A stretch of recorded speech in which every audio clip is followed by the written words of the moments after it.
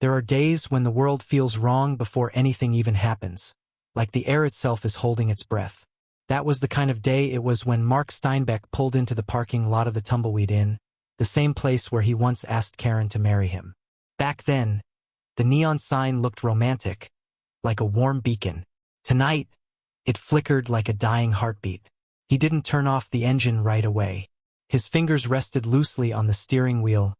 Steady, controlled, too controlled, the kind of calm that felt more like the surface of deep water, hiding something dark beneath.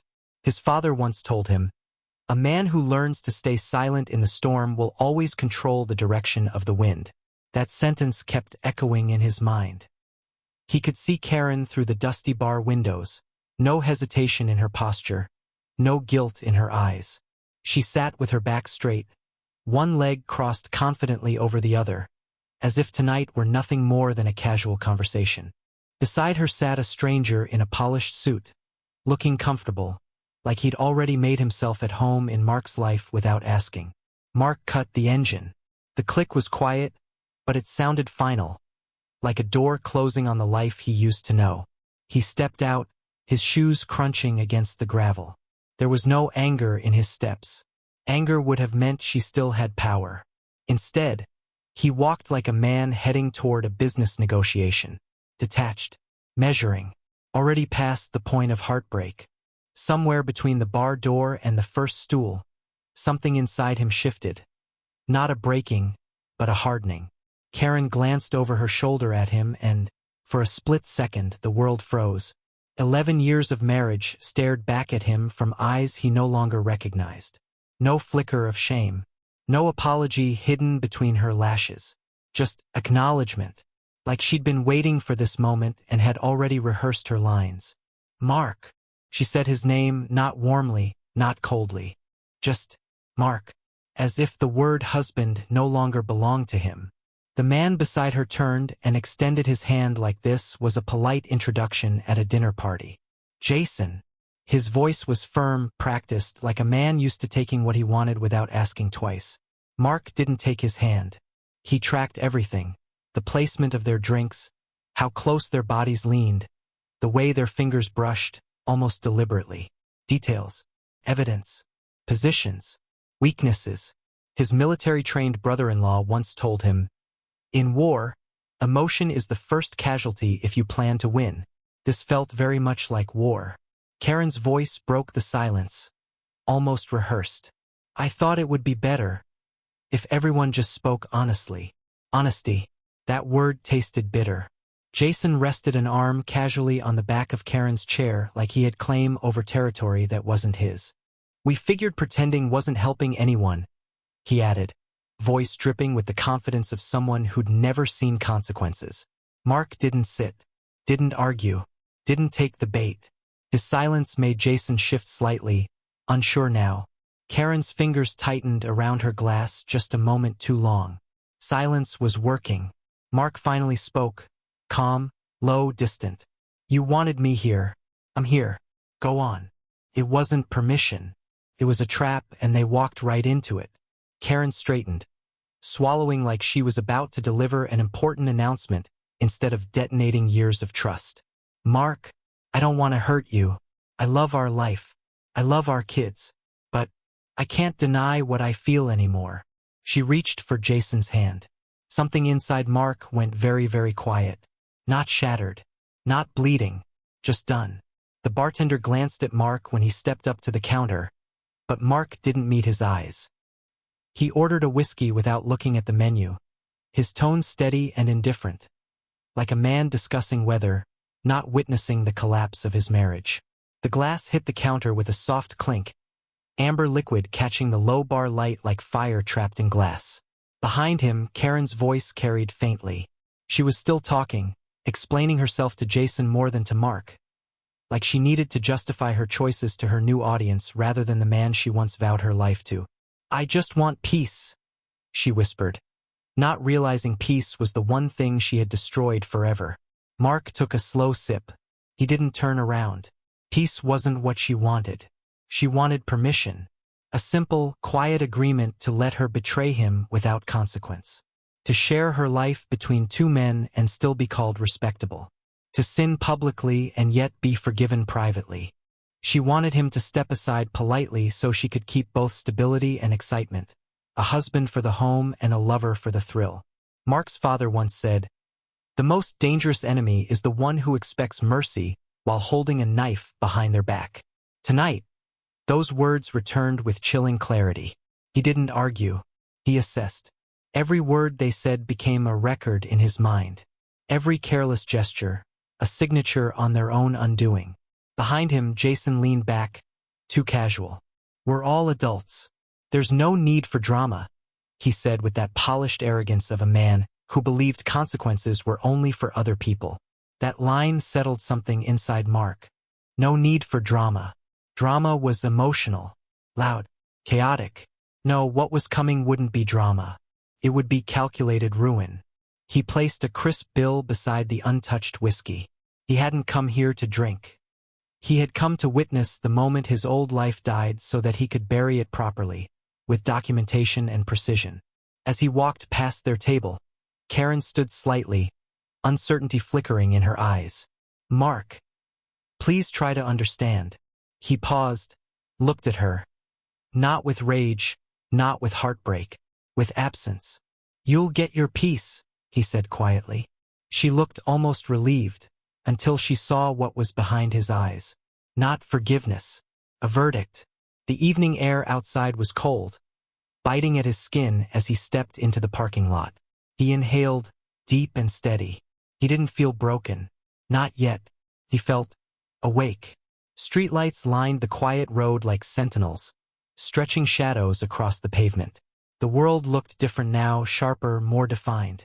Betrayal did that. It stripped away illusions like peeling wallpaper, exposing the cold structure underneath. He got into his car, but didn't start the engine right away. Instead, he reached into the glove compartment and pulled out a sleek black recorder. It had been running the whole time. Click, stop, save, evidence. His reflection stared back at him in the rearview mirror. Calm, focused, dangerous in his silence. He dialed one number. It rang once. "Yo, Mark," came Dak's voice. Steady, military sharp, even at late hours. "You good?" Mark rested his head back against the seat, exhaling slowly. "I need you to take Max and Megan for a couple of days. No questions. Just a pause. Then, how soon? Tomorrow. Early." Dak's quiet inhale carried understanding. "Done. Want me to ask anything?" "No," Mark said. "Just make sure they don't come home." Dak didn't ask why. Men like him understood that silence sometimes spoke louder than explanation. As Mark hung up, his phone vibrated. A message. From Karen. "Can we talk when you're calm?" He stared at the screen for a moment. Then, without typing a word, he pressed record again. This wasn't just a divorce anymore. This was strategy. And she had just made the fatal mistake of underestimating him. Morning sunlight filtered through the curtains like nothing had changed. But everything had. The house felt different now, like a museum of a life that no longer belonged to him. The wedding photo on the wall wasn't nostalgic anymore. It was evidence. The smell of coffee from the kitchen wasn't comforting. It was an intrusion. Even the soft hum of the refrigerator sounded like it belonged to strangers. Karen stood by the stove, cooking breakfast like a wife in a peaceful marriage. She hummed under her breath. Light, casual, almost joyful, as if betrayal had become just another routine. Mark stepped into the kitchen, not announcing his presence. She turned, eyes bright, like she had already decided everything was fine because he hadn't shouted, broken things, or begged. "Morning," she said, smiling as if last night had been nothing more than an uncomfortable conversation to be laughed about later. He watched her for a moment, really watched. Every movement seemed exaggerated now, like she was playing a role she didn't believe in. The apron, the cheerful tone, the fake normal. She set a plate on the table. "I thought maybe we could spend the day together. Just us. Clear the air. Clear the air." As if his silence meant agreement. He sat, not touching the food. He could feel her watching him, waiting for emotional fallout so she could soothe it. manage it, control it. Cheaters didn't like silent men.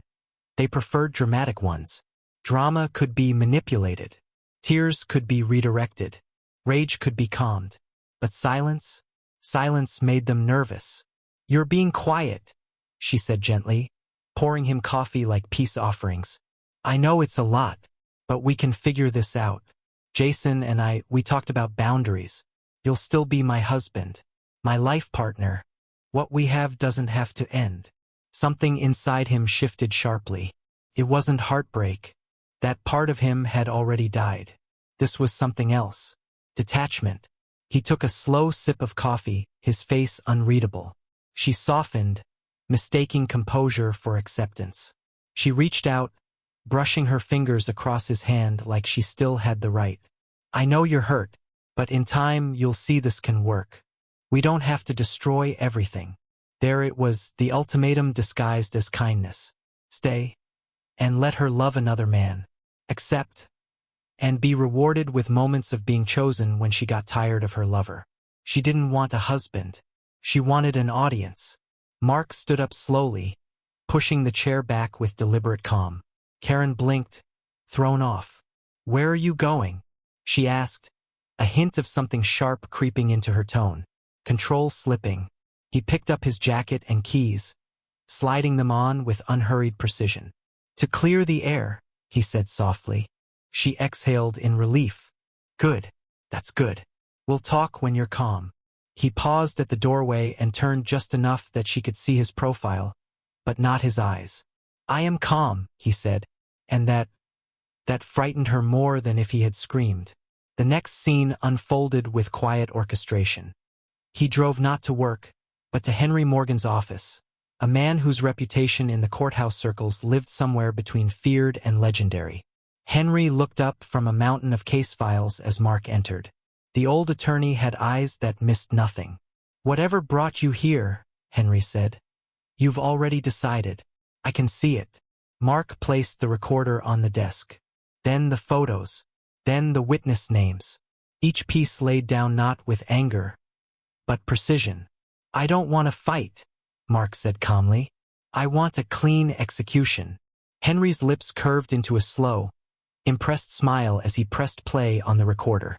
Karen's voice filled the room, laughing softly while admitting the affair. Jason's voice followed, casual and cocky as he claimed what wasn't his. When the recording ended, silence returned. Henry leaned back, folding his hands. "Most men come to me in rage. You came prepared." Mark met his eyes.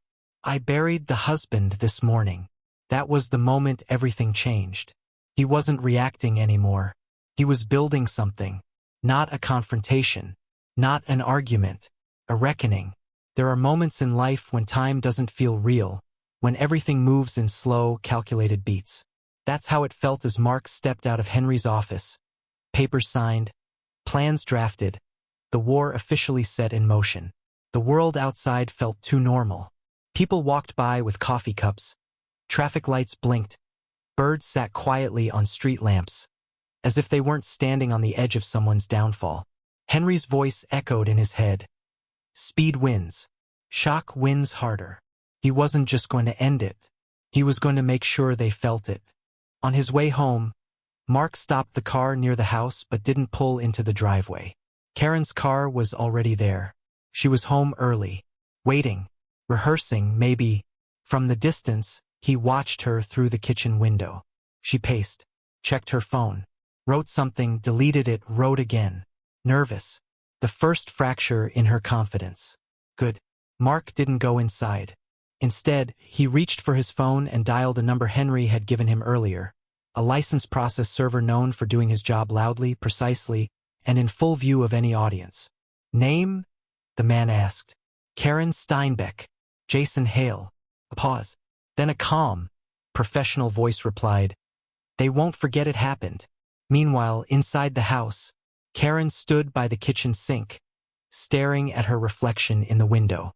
She expected anger last night. Maybe shouts. Maybe tears. Something she could push against, something she could control.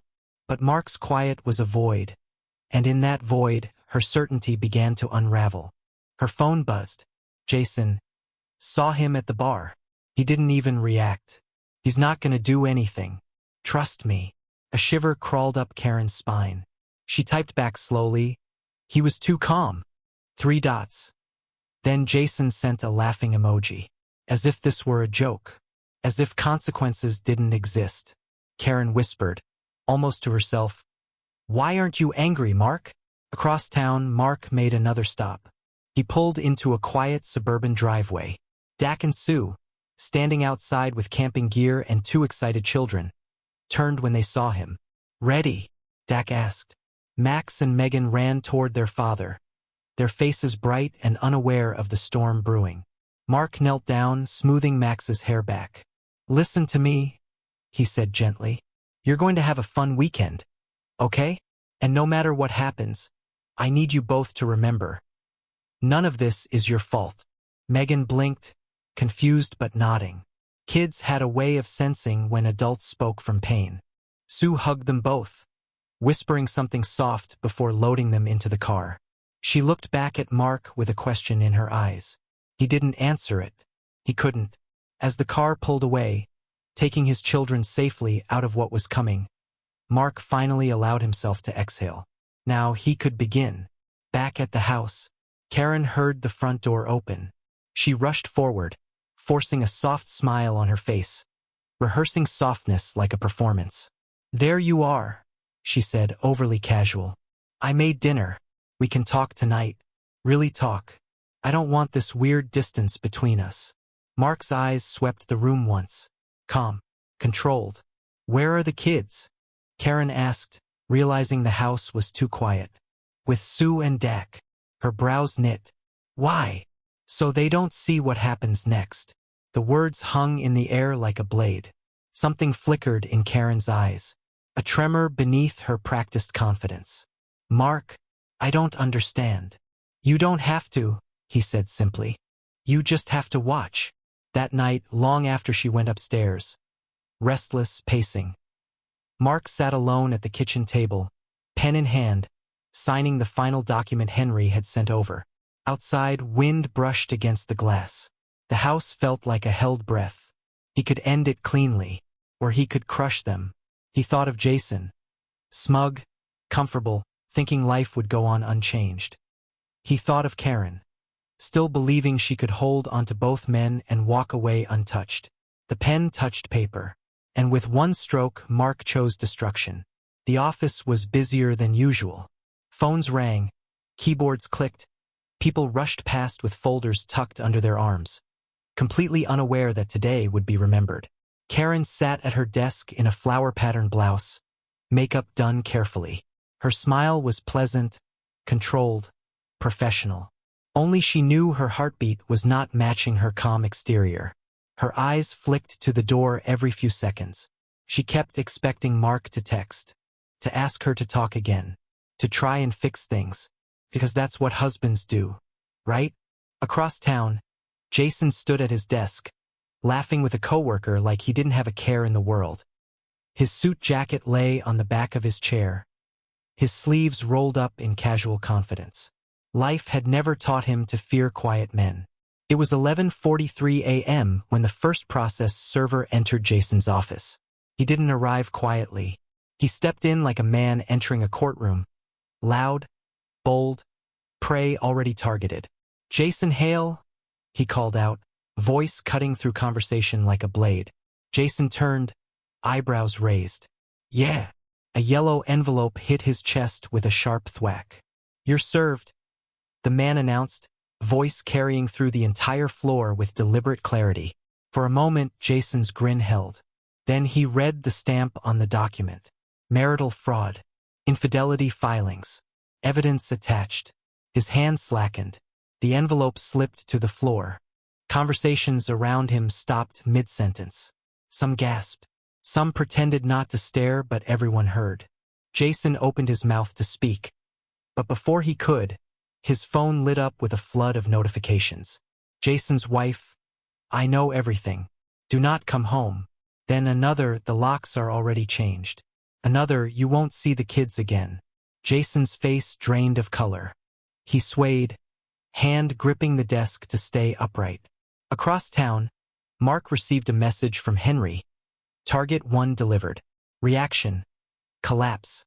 Moving to Target 2. Back at Karen's office. A second process server stepped inside Karen's building, louder, even more theatrical. He walked directly to the front desk. Looking for Karen Steinbeck.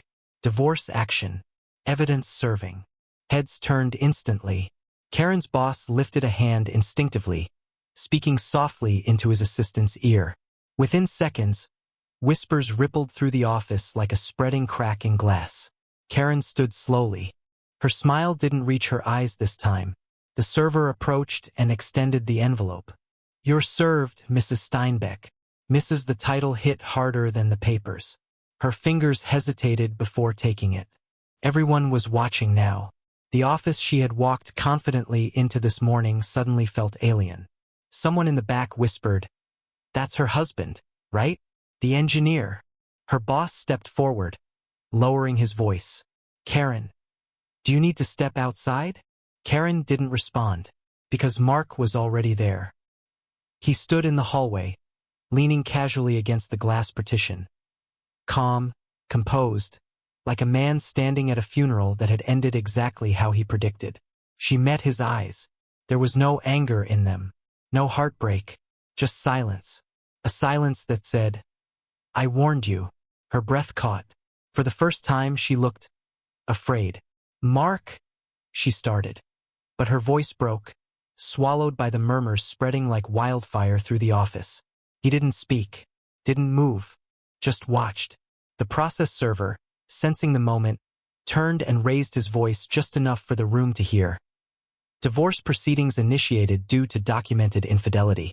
All legal assets frozen pending review." Assets.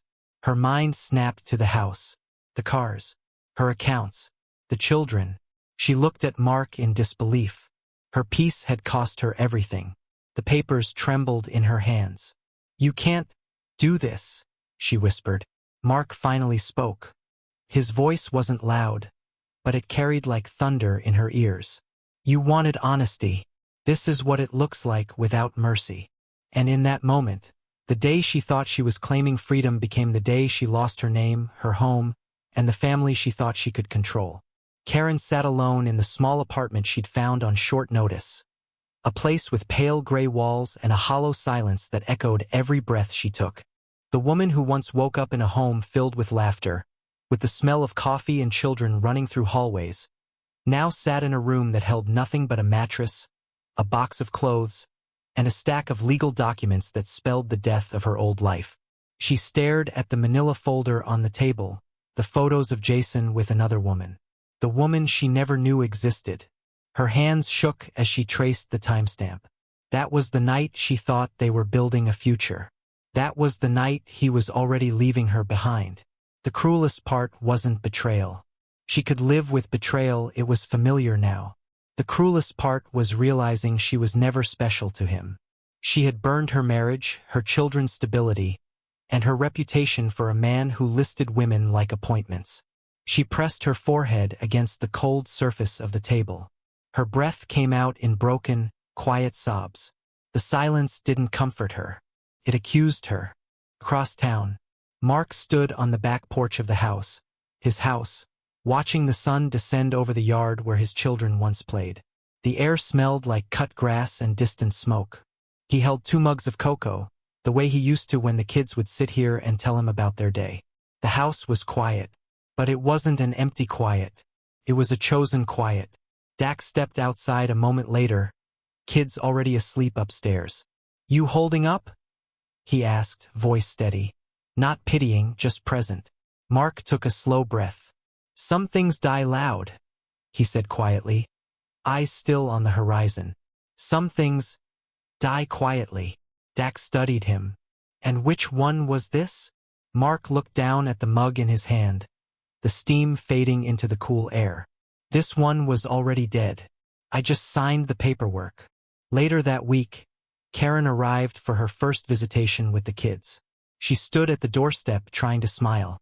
Max looked at her with confusion. Megan held Mark's hand, not letting go, not like before. Karen knelt, trying to reach for them, but they didn't move. They weren't angry. They weren't crying. They were distant. That hurt more than any words could have.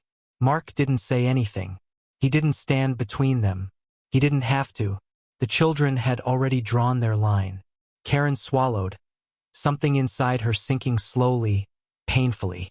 She realized then that revenge wasn't fire or rage or shouting in the street. Revenge was being erased. That evening, when Karen returned the children and stood awkwardly by the doorway, she tried one last time. Her voice was soft, trembling, not defiant anymore, but pleading. "Mark, is there anything left in us? Anything I can fix?" He looked at her. Not cruelly, not angrily, just done. "I forgave you," he said simply. "I just didn't keep you." She stood there, swallowing a sob she couldn't let out, because even her tears felt uninvited now. There was no screaming, no dramatic closure, just a door closing, soft, final.